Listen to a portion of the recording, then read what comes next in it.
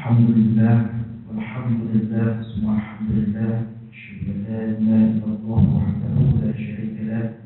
Asyhadu an la sayyidina Muhammadan abduhu wa rasuluh. Allahumma shalli ala sayyidina Muhammad wa ala ali sayyidina Muhammad. Amma ba'd. Rabbi zidna ilma warzuqna fahma. Amin ya rabbal alamin. Terakhir kita membahas tentang sholat yang makruhnya tahrim, yaitu makruh yang mendapatkan dosa apabila dilakukan, yaitu melaksanakan sholat setelah subuh sampai terbitnya matahari. Di situ dilarang melaksanakan sholat kecuali ada sebab, yaitu yang pertama sholat memiliki sebab yang mendahului seperti sholat tahiyatul masjid, sholat jenazah atau sholat qadha baik fardu ataupun sunnah.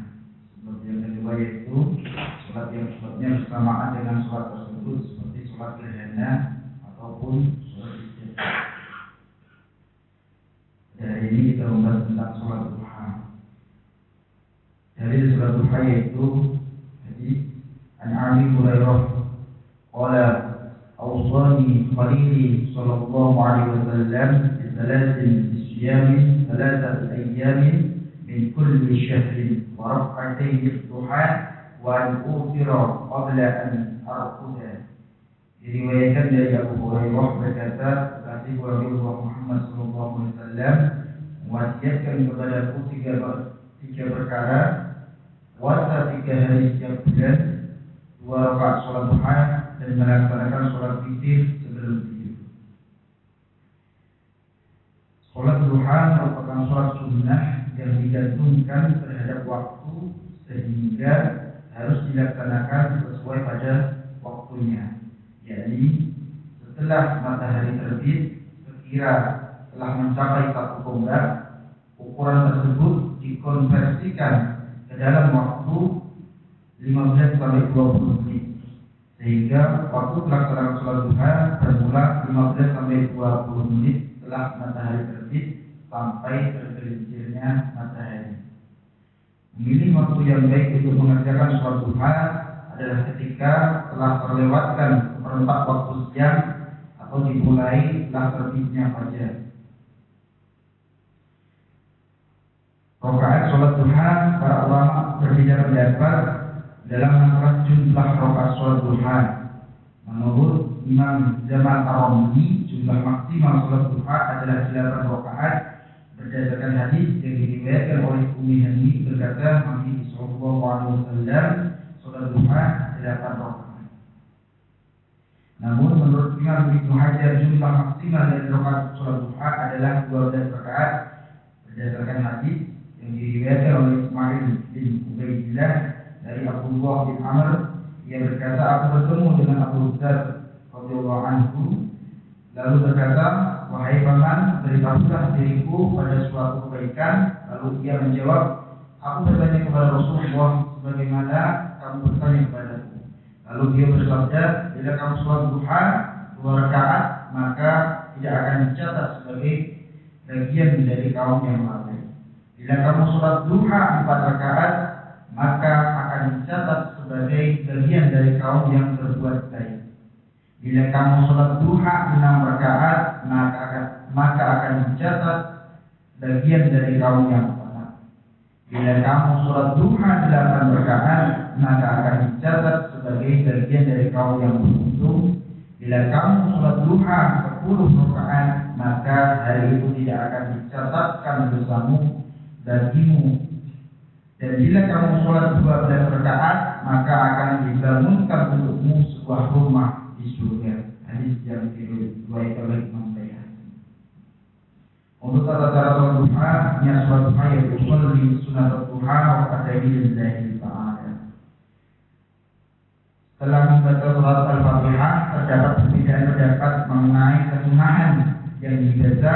Ada 2, yaitu yang pertama, menurut Imam Suyuti, bahwa lebih utama ialah pada rakaat pertama setelah Fatihah membaca surat asy-syamsi wasyamsi wadduhaha, dan rakaat kedua membaca surat ad-duha.